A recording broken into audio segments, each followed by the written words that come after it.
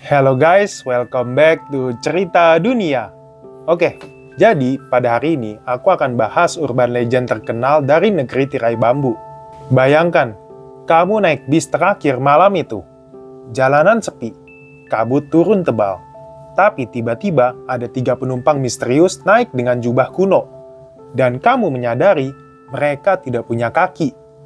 Inilah kisah bis 375.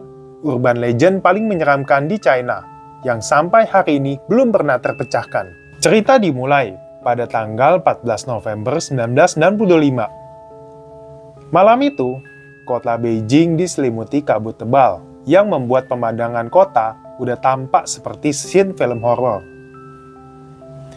Sebuah bis terakhir bernomor 375 bersiap berangkat dari terminal Yuan Mingyuan menuju pemberhentian terakhir, Fragrant Hills. Bus itu dikendarai seorang supir bernama Li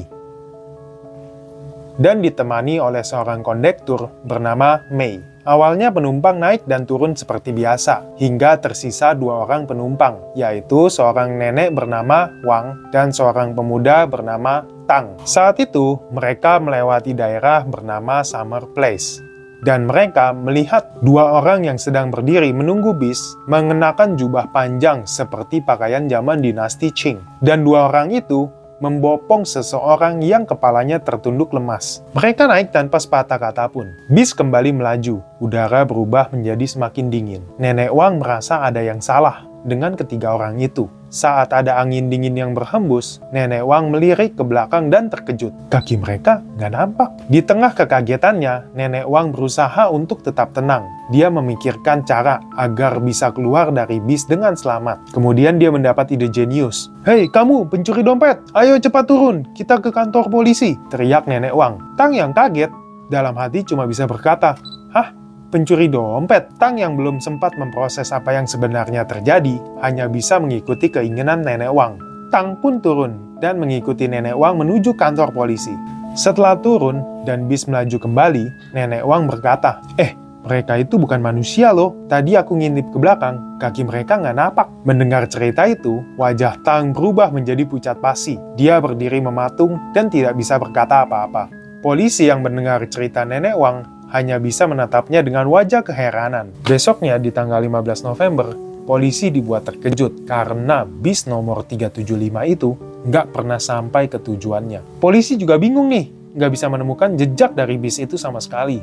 Wang dan Tang menjadi viral, dan bahkan berita tentang bis itu dengan cepat menyebar ke seluruh penjuru negeri China. Orang-orang berspekulasi itu merupakan hantu, kutukan, dan bahkan mereka mengira diculik oleh UFO. Pada tanggal 16 November, polisi menemukan sebuah penemuan yang mengejutkan. Bis itu ditemukan tenggelam di Danau Miyun yang terletak 100 km jauhnya dari tempat bis itu terakhir terlihat. Sedangkan tangki bahan bakar yang tersisa itu nggak mungkin. Bis itu cukup melaju dari tempat terakhir terlihat sampai dengan tenggelamnya bis itu. Nah, yang makin mengejutkannya, waktu polisi mengecek bis itu, di dalamnya terdapat 3 jenazah, yaitu Li sang supir, Mei si konduktor, dan seseorang yang tidak diketahui identitasnya. Tapi yang mengejutkannya lagi, tangki bensin di bus itu bukan berisi solar, melainkan darah manusia.